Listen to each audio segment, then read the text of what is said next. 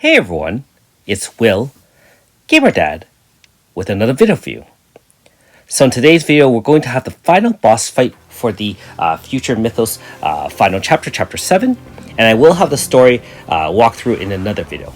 Now that being said, if you haven't already, make sure you like and subscribe to my channel, I really appreciate it. I also do have a Patreon account for those who want to support me this way. So this boss is actually a pretty tough one. I actually had to take a few tries to get it done. I hadn't looked up any information prior to this, but the end result is you have 4 different versions of clones of the final boss, after which you only can attack the boss after you finish all 4 clones. Now the problem with this is that the clones actually cycle through. Each clone will have a different weakness and a different absorption. And they're all based on the elements. So you'll have one absorbing fire, one absorbing wind, one absorbing water, and one absorbing earth. As a result, you should bring at least 2 different elements, if not more.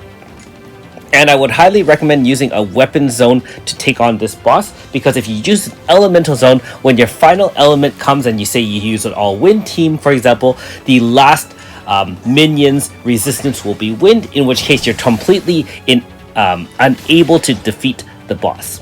In this case, I did a 1-turn AF using a Flash Scrollcaster instead of the wind move that we have from Boreas method from Cyan Scyther.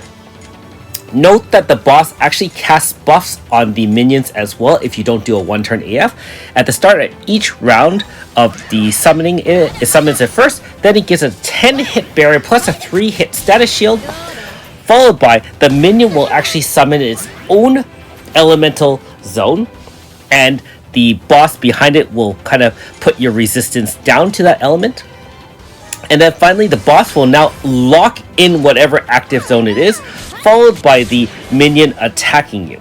And so if you're able to time it right, note that I did use the Slash Stone Grasta a second time right there. You're able to actually activate the zone in between the time of turns 1 to 3 of the minion, in which case your boss will actually have to work for you and lock in the zone of your preference. So in this case, you can see that there's an arrow up on my slash shown. That doesn't benefit the boss, but it actually benefits myself. However, the same rules apply. The third minion is now absorbing earth and weak to wind. And so, again, we have to make sure we have enough hits to disable its 10-turn or 10-hit barrier and 3-hit status shield. Keep in mind that because of this 3-hit status shield, you might be using Elemental Grasta instead of Pain and Poison. However, it is up to you whether or not you want to switch it out. The boss doesn't have a lot of HP in terms of the minions. However, it's just more annoying that you have to have enough different elements to handle it. Now, keep in mind that if you're really stuck and you have to leave at least 1 or 2 units up front that do the wrong elemental damage, just use the base attack, which is Katana Swing or Axe Swing or whatever you're using. First of all, if you are using a weapon zone, then your regular slash will power up the bar with the 7.5%, and it still doesn't make the enemy absorb, in which case, and it still also wears the enemy move down by 1. If you attack it with a hit that it absorbs, you will not wear down the barrier, in which case your fight was going to be a lot harder. At this point, it's more of trial and error to see which team you are bringing. Keep in mind that you do have to have for sure int debuff, a lot of magical attacks, and note that the cycle for each of the minions and the boss behind it is the same for each element. Note that when there is no zone active, because our another zone actually broke, even though the boss did that enlightenment which would lock in a zone, since there was no active zone, there was no zone to lock in. And keep in mind, the minion would have summoned wind zone. However, our slash zone was enhanced with another zone, in which case it was not able to override. So there is some benefits as well as some limitations in using another zone. But like I said, if you have the boss do the work for you, you won't have to worry too much about it, since you can't override their another zone once they lock it up. Now at this point, after all 4 different elemental minions are defeated, the boss is now vulnerable to attacks. Keep in mind that in the first 4 phases, you could not do anything to the boss, after which you can, and it is vulnerable to all 4 elements. At this point, I did do some trial and error. Because the boss actually self-int power and speed boosts itself, you're better off doing a large AF right as soon as the boss is vulnerable to your attacks, and that will save you a lot of headache. Otherwise, you can get hit right away with it establishing a zone.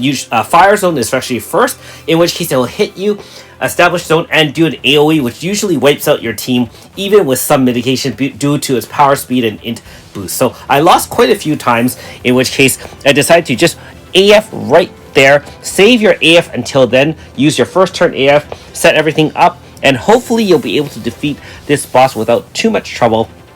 Like I said, it took me a number of different tries, so hopefully you learn from my experience, or if you want to look up those Japanese online guides, you can definitely do that as well.